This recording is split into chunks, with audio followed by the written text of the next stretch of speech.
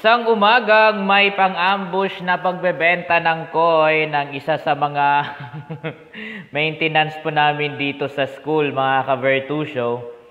Si Kuya Chris po, isa sa mga maintenance namin dito sa school, ay nagbenta po sa akin ng coin. 2 daw po ang laman po nito. Pero Kuya Chris, ano ba naman po ang ginawa ninyo sa apelyido ko? Mali po ito eh. Vertusio. Hindi po ako ito, Kuya Chris. Love ko po ang coin mo, pero mali po ang apelyido ko. Mali ang spelling ng apelyido ko. Ayan. Ang tamang spelling po ay Virtucio. Vertusio naman po sa FB. Regardless, gusto ko po ang coin nyo.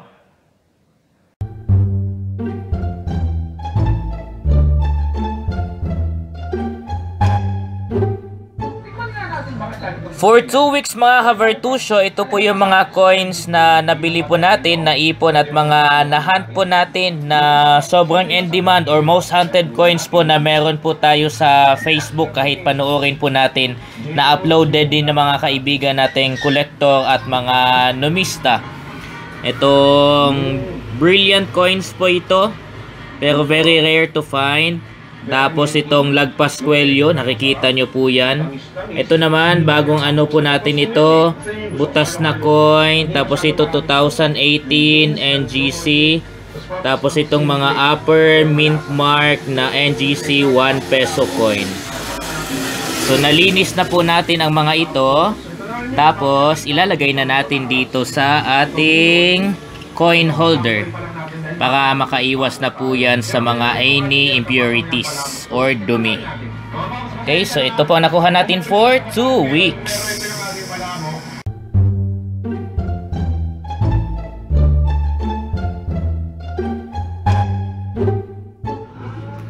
Alright, tinatawagan ko po ang aking mga kapwa numista at mga kolektor na naghahanap po ng gantong klase ng coin. Ito ay dormant 1 piso, pero brilliant pa po ito. Brilliant pa ang mukha ng ating piso po dito mga ka-Vertusio. At mga kaibigan, ang piso na ito ay series of 2004. 2004 po yan. Baka may naghahanap po dito to complete their collection. At ito ay rare to find na po kasi itong series na ito na 2004 tapos brilliant pa. Kaya sa mga naghahanap po nito, pwede po ninyo akong i-contact. Sa mga kapwa ekonomista at mga kolektor, syempre naman makapanood po kayo nito. Transaction po tayo.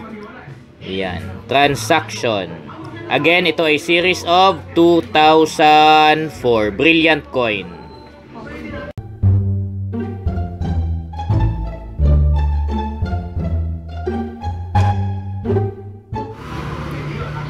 Alright, dormant coins pero brilliant pa ang mukha ng mga coins na ito para sa mga numista at collector natin na mga kaibigan na naghahanap po nito to complete their collection.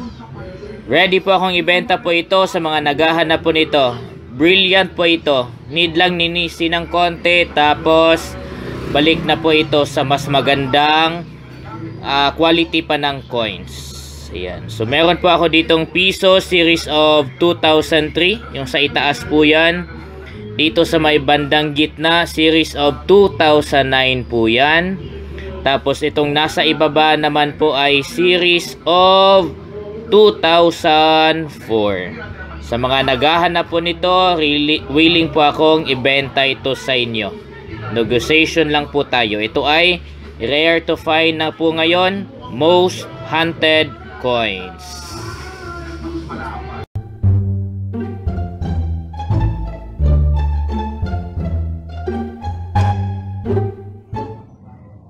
Isa sa mga nakakabaliw na ginagawa ko po ngayon mga ka-Vertusio kapag nakahawak ako ng pera, papel man o barya, ay tignan po kung ang coin na ito ay may mataas ba na value or ang coin na ito ay commemorative ba, or ang pera na ito ay may error. At ang meron po ako dito mga kaibigan ay ito.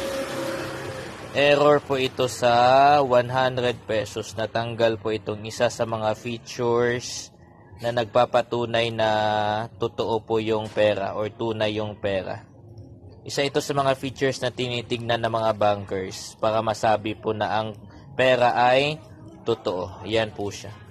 So may halaga pa rin ba ito kahit na natanggal or nasira na ito? Comment nga po kayo kung may halaga pa rin ito.